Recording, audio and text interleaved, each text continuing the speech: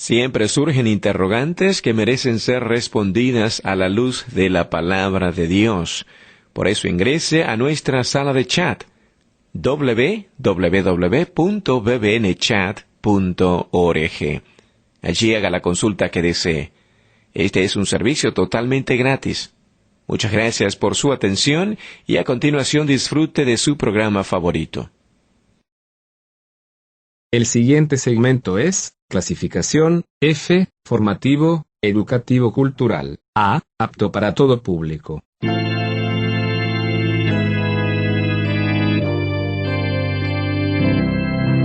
Bienvenido a Hora de Estudio Bíblico con nuestro maestro el Dr. Lehman Strauss. Este estudio es el resultado del tiempo personal con el Señor, el ministerio pastoral y la experiencia en conferencias bíblicas del Dr. Lehman Strauss. Él nos instruye y alienta con la enseñanza de la palabra de Dios. Ahora, el Dr. Strauss. Muchas gracias. Comencemos diciendo que la doctrina cristiana estaría incompleta si dejáramos de lado al pecado. La filosofía moderna niega la existencia del pecado, pero tal negación es parte de una filosofía falsa. Cualquier negación respecto a la existencia del pecado de ninguna manera puede evitar su realidad y sus resultados amargos. El hecho del pecado no puede ser controvertido ni desafiado. La Biblia declara la existencia del pecado y el corazón humano lo muestra.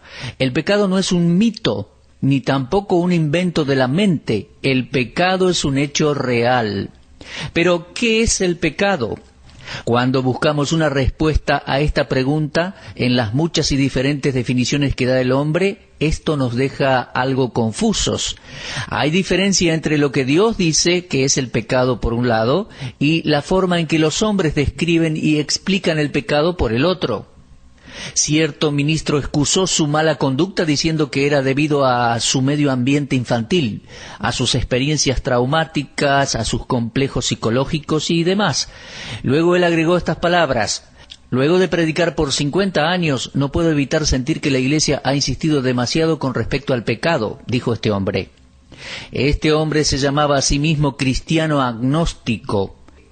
Y también dijo las palabras de Pablo en Romanos 5:12, que dice: por un hombre entró el pecado en el mundo y la muerte por el pecado. Puede ser considerado una tontería. Bueno, a tal blasfemia yo solo puedo responder que solo Dios conoce los pensamientos del hombre y que Él es capaz de responder a sus preguntas antes de que sean hechas. Dios nos dice en su palabra lo que es el pecado.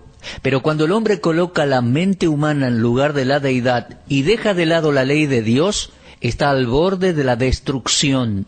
La Biblia condena al intelecto humano como tribunal supremo. ¿Escuchó? Lo voy a repetir. La Biblia condena al intelecto humano como tribunal supremo. Ahora déjeme explicarle que hay varias palabras en la Biblia que describen el pecado. Por ejemplo, en el Antiguo Testamento encontramos al menos 8 palabras. La palabra malo en Génesis 38:7. Luego en Éxodo 2:13 la palabra pecado está traducida como maltrato. En Oseas 4:15 se traduce como pecado y también en Éxodo 20:20. En el primer libro de Samuel, capítulo 3, versículo 13, se le llama iniquidad. En Isaías 28:7 se le llama error.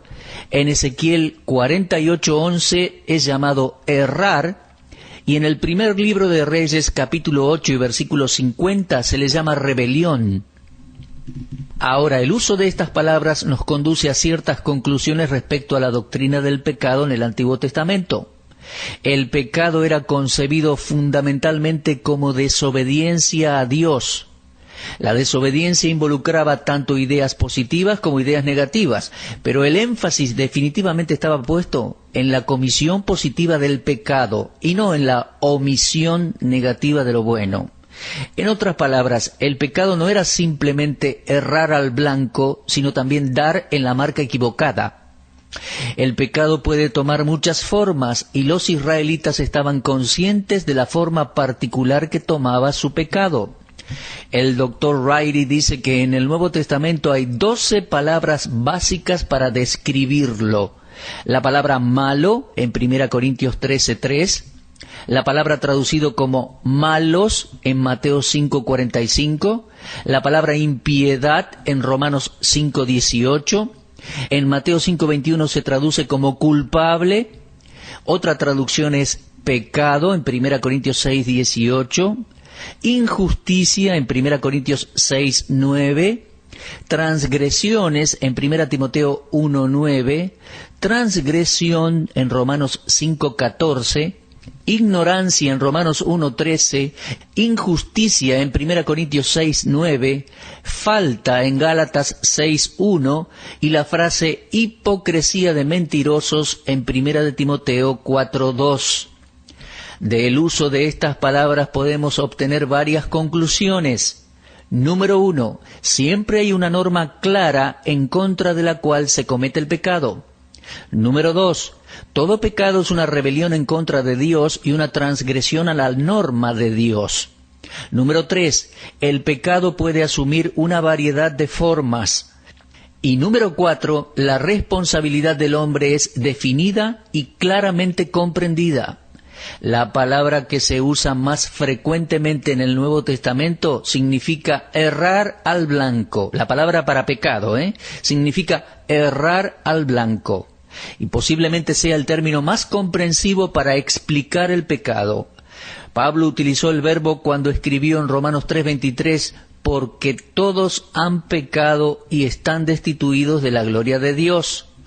Dios tiene una norma alta y santa de lo que es correcto, y si el hombre obedece la norma de Dios, se verá a sí mismo tal cual es ante los ojos de Dios. La frase Dios misericordioso significa que todos los hombres han fallado por lejos en cumplir la norma requerida por Dios. Es la práctica común y popular que tienen los hombres de crear sus propias normas. Sin embargo, Dios ha establecido su norma de perfección para entrar al cielo, y en ese sentido todos los hombres han errado el blanco. Tal como una flecha cae al suelo antes de alcanzar su objetivo. Que ningún hombre piense que puede de alguna manera acercarse a las normas establecidas por Dios. Dios ha demandado una perfección absoluta, y no importa la manera en que cada uno se mida a sí mismo, siempre falla al blanco. Algunos hombres se miden a sí mismos sobre la base de la inteligencia humana, otros por los logros educacionales, otros por el éxito financiero, algunos por su ambiente cultural y otros por su conducta religiosa. Pero Dios no acepta al hombre sobre estas bases. Dios ha establecido su norma perfecta y por medio de ella mide a cada hombre. El veredicto divino en cada instancia ha sido el mismo. Usted ha errado al blanco. Y cuando el mejor de los hombres haya hecho lo mejor, nuestro Señor lo desafiará con estas palabras escritas en Mateo 6:27. ¿Y quién de vosotros podrá, por mucho que se afane, añadir a su estatura un codo?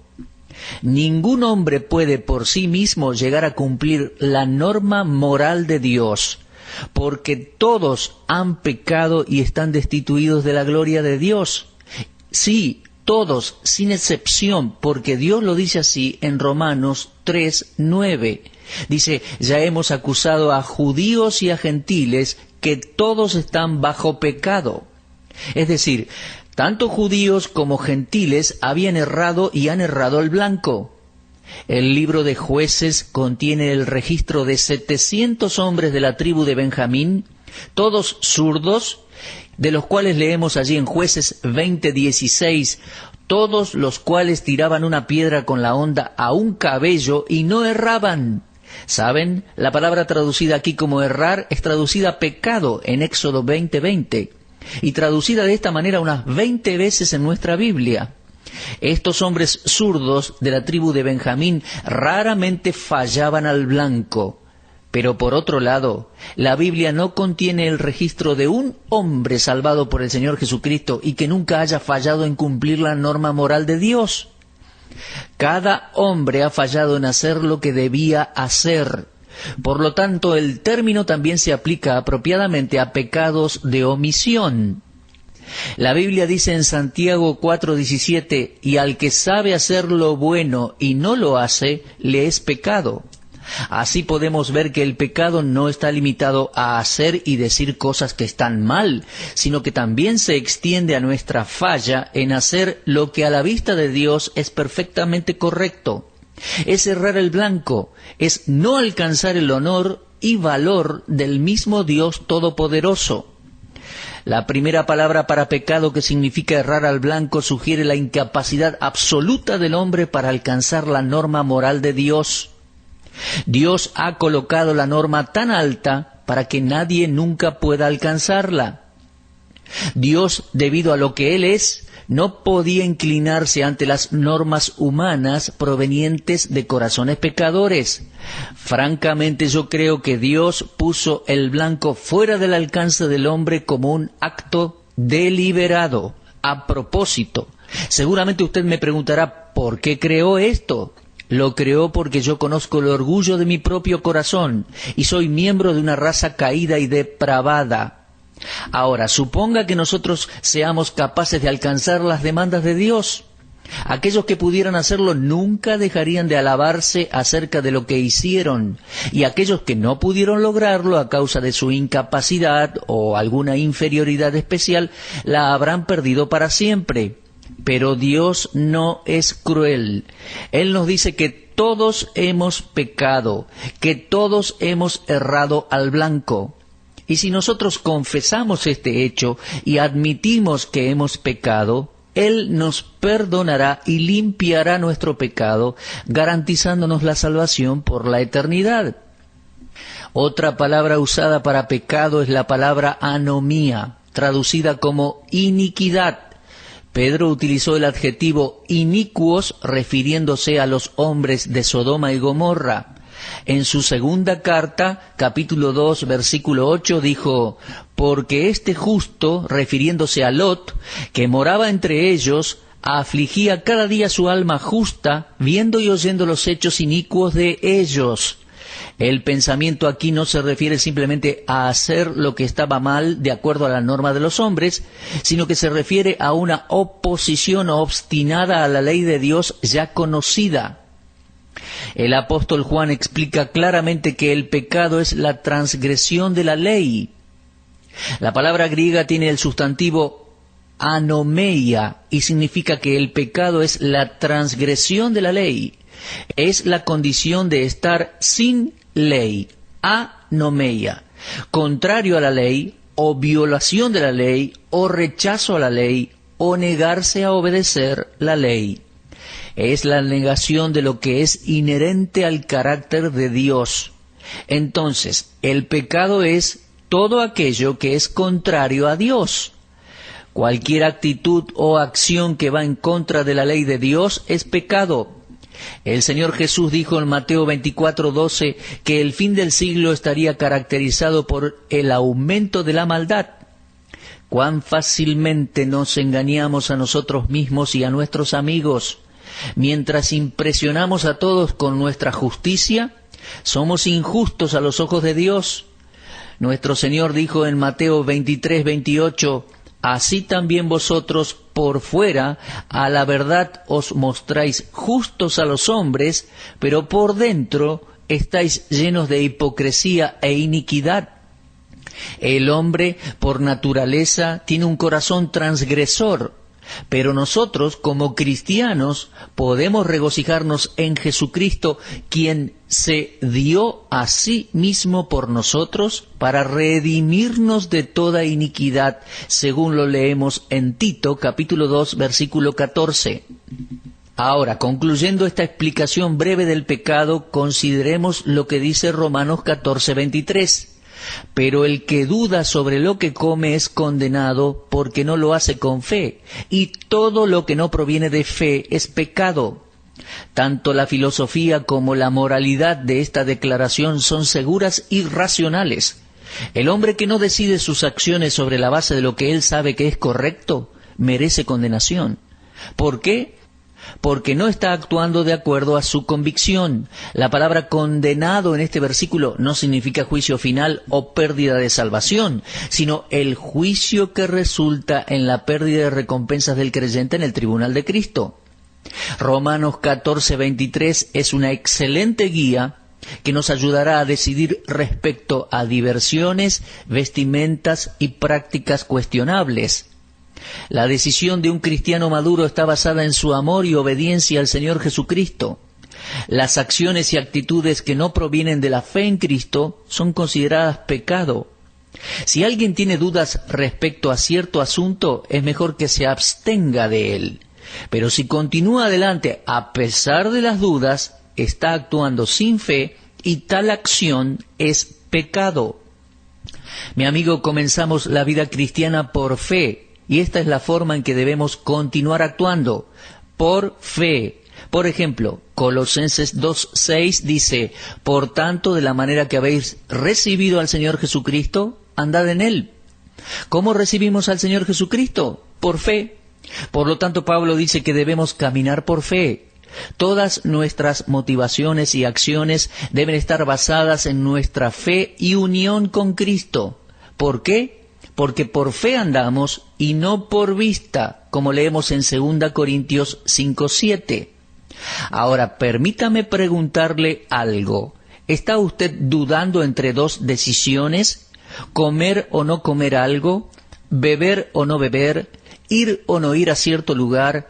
¿Leer o no cierta clase de libros? ¿Mirar ciertos programas de televisión?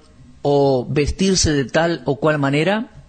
Si usted y yo hacemos algo a pesar de tener convicciones en contra de lo que queremos hacer, eso es pecado y debe ser juzgado como pecado, porque ciertamente Dios los juzgará como pecado.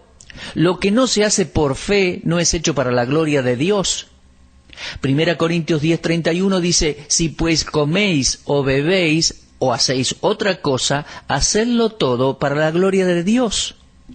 Aun cuando no exista una ley que me diga que no puedo hacer determinada cosa, debemos estar completamente convencidos de que esa cosa no es correcta. Y si lo hacemos bajo tal persuasión, ofendemos a Dios, pecamos contra Dios y contra nosotros mismos.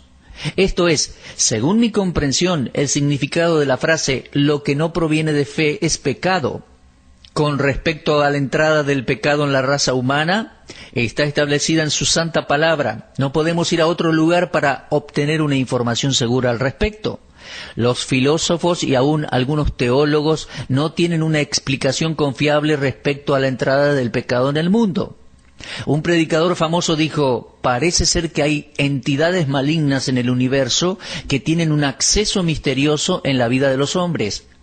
Pero, amigo mío, la palabra de Dios no deja lugar a dudas en este asunto del origen del pecado. De acuerdo a las Escrituras, el pecado hizo su primera aparición en el mundo, en la creación angélica, en los ángeles. Pedro escribió en 2 de Pedro 2:4, porque si Dios no perdonó a los ángeles que pecaron, sino que arrojándolos al infierno los entregó a prisiones de oscuridad para ser reservados al juicio. A esto Judas, en el versículo 6 de su epístola, agregó, y a los ángeles que no guardaron su dignidad, sino que abandonaron su propia morada, Dios los ha guardado bajo oscuridad en prisiones eternas para el juicio del gran día. La deducción obvia es que el pecado de estos ángeles caídos fue una decisión libre de su parte, que surgió de su insatisfacción con el lugar que Dios les había asignado cuando los creó.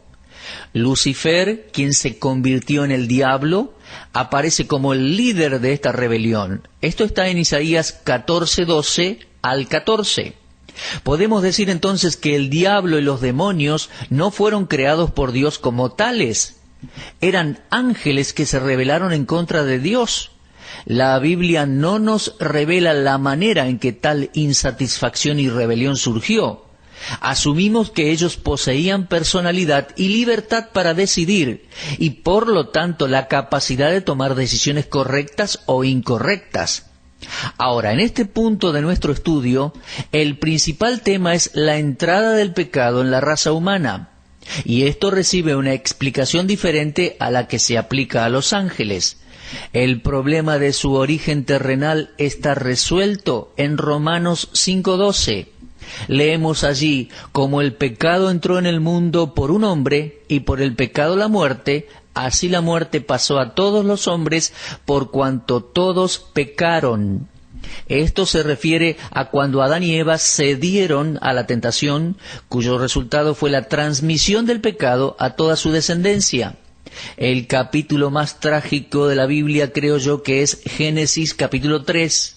Contiene el registro inspirado por Dios de cómo el pecado entró en el mundo, y tan importante es este registro para la comprensión humana que Dios lo preservó. No lo encontraremos en las tradiciones y escritos de distintos grupos sobre la tierra. Los críticos de la Biblia se han referido a los primeros capítulos de Génesis como el mito babilónico.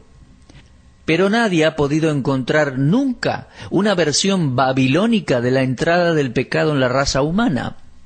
Génesis es un registro divinamente inspirado de los hechos relacionados con la caída del hombre tal como sucedieron. Y este registro histórico está apoyado por el Nuevo Testamento. Todo lo que usted necesita es leer pasajes como 2 Corintios 11:3, 2 Timoteo 2:13 y otros. Cuando Pablo escribió en Romanos 5:12 que como el pecado entró en el mundo por un hombre, significa que el pecado comenzó con el primer hombre, Adán, y que Adán fue la causa de que todos los hombres se convirtieran en pecadores. Ahora, ¿cómo sucedió todo esto?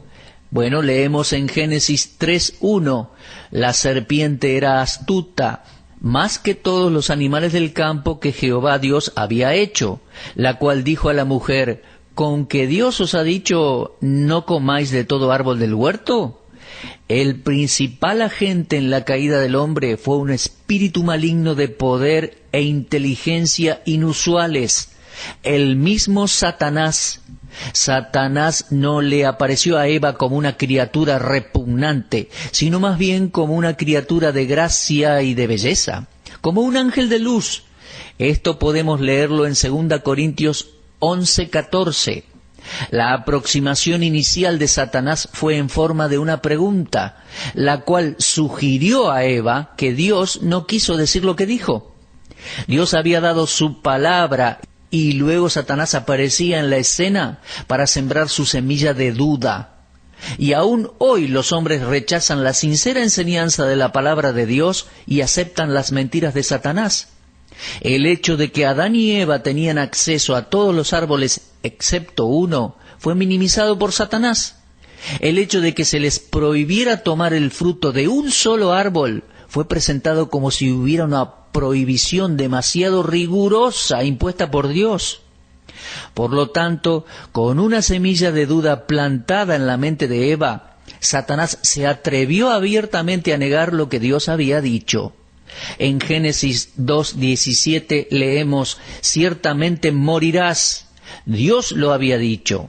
Pero en Génesis 3:4 el diablo le dijo a la mujer: no moriréis. Como podemos ver, Satanás respondió a la verdad de Dios con una mentira. La tentación involucraba un ataque directo en contra de la palabra de Dios. Nuestro Señor dijo con respecto a Satanás en Juan 8:44 que él es padre de mentiras. Y aquí lo vemos introduciendo el pecado en la raza humana por medio de pervertir la misma palabra de Dios. ¿Sabe? Aún hoy Satanás continúa utilizando la sugerencia de que obedecer a Dios es sacar de la vida toda la felicidad posible. Y luego presenta su mentira de que uno puede romper las leyes de Dios y pecar sin sufrir ningún castigo. En todo momento él sabía que estaba conduciendo a la raza humana a la muerte. Nuestro Señor le llama a Satanás homicida en Juan 8:44, y eso significa que él mata a los hombres. Por lo tanto, podemos ver que el homicida en Edén condujo a la raza humana a la muerte por medio de sus mentiras. Es imposible concebir la entrada del pecado en la creación de Dios sin considerar la existencia de tal personalidad. Ahora, hay preguntas sin respuesta y problemas sin resolver relacionados con la entrada del pecado que provocó la caída del hombre. ¿Sabía Dios que Satanás engañaría a Eva y el resultado desastroso que lo seguiría? Ciertamente que Él lo sabía, porque Él es omnisciente, no hay nada que Dios no sepa. ¿Pudo Dios haber evitado que Satanás entrara en el Edén y engañara a Eva? Por supuesto que podía, porque Él es omnipotente. No hay dudas de que toda la experiencia en Edén era una parte del consejo predeterminado de Dios. Hechos 15:18 dice, el Señor que hace conocer todo esto desde tiempos antiguos. A medida que avancemos en esta serie de estudios sobre las doctrinas bíblicas, se hará más claro de que el pecado, la creación y la caída del hombre podrían ser pasos hacia la derrota final de Satanás y la redención del hombre. Pero cualquiera sea el punto de vista que uno asuma respecto al conocimiento anticipado de Dios, a sus propósitos y a lo que a Él ha permitido, sabemos indiscutiblemente que Adán y Eva hicieron una elección moralmente equivocada. Desobedecieron a Dios y decidieron seguir al diablo, sabiendo muy bien las consecuencias que le seguirían a esto. Ahora, ¿hasta dónde afectó el pecado a la raza humana? La Biblia enseña que el pecado entró al mundo por la transgresión de Adán. Lo leemos en Romanos 5:12. Por lo tanto, como el pecado entró en el mundo por un hombre, y por el pecado la muerte. Adán fue la puerta de entrada del pecado a toda su descendencia. Fue el primer hombre y el padre de todos los hombres. Por lo tanto, cuando Adán pecó, toda la raza humana pecó en él. El pecado imputado no es la única base para el juicio, pero la idea de la imputación del pecado de Adán a toda la humanidad está muy claramente expresado por Pablo en el versículo que leímos. Es verdad que todos somos pecadores por decisión propia, pero esto no es el punto de discusión aquí. Nos estamos refiriendo a la entrada del pecado en la raza humana y hasta qué punto ésta fue afectada por el pecado de Adán. Dios dijo muy claramente en su palabra que todo esto vendría por medio de la desobediencia del primer hombre, quien actuó como el representante de toda su posteridad. La caída de Adán produjo consecuencias desastrosas en él mismo y en toda su descendencia. Según la enseñanza clara tanto del Antiguo como del Nuevo Testamento. En el Salmo 51:5 David dijo, «He aquí en maldad he sido formado, y en pecado me concibió mi madre». Ahora, sabemos que David no está sugiriendo aquí que la relación sexual entre un padre y una madre, por medio de la cual él había sido concebido, fuera un acto pecaminoso. No. David está diciendo lo mismo que Pablo dijo en Romanos 5:12, que la naturaleza pecaminosa de los padres es transmitida a sus hijos y a toda su descendencia. La conexión es natural y es real. Según el Salmo 58:3, dice, «Se apartaron los impuros desde la matriz, se descarriaron hablando mentiras desde que nacieron». El registro de Génesis 3 es la base para todo el argumento. Por lo tanto, David y Pablo, inspirados por el Espíritu Santo, estaban de acuerdo en que el pecado entró en la raza humana por medio de un hombre, Adán. El pecado entró por medio de la desobediencia de un solo hombre y por lo tanto así penetró en todos sus descendientes. Todos los hombres cometieron pecado porque todos estaban infectados con el principio del pecado. Primera de Juan 1:8 dice, «Si decimos que no tenemos pecado, nos engañamos a nosotros mismos y la verdad no está en nosotros. Pero gracias a Dios, provisión ha sido hecha por medio del sacrificio de Cristo en la cruz para limpiar al hombre de la culpa y del castigo de sus pecados». Amigo mío, si usted nunca antes había confiado en Cristo para obtener la vida eterna, le imploro que confíe en el Señor Jesucristo y será salvo ahora. Confíe en el Señor. Los espero en nuestro próximo programa. Será hasta entonces, si Dios quiere. Muchas gracias. Usted estuvo escuchando Hora de Estudio Bíblico con el maestro el doctor Lehmann Strauss. Si desea escuchar una vez más este mensaje, visite nuestra página en la internet www.bbnradio.org. Le dejamos la invitación para que el día de mañana nos acompañe aquí, en este mismo horario y punto del dial. Hora de Estudio Bíblico es una producción de BBN.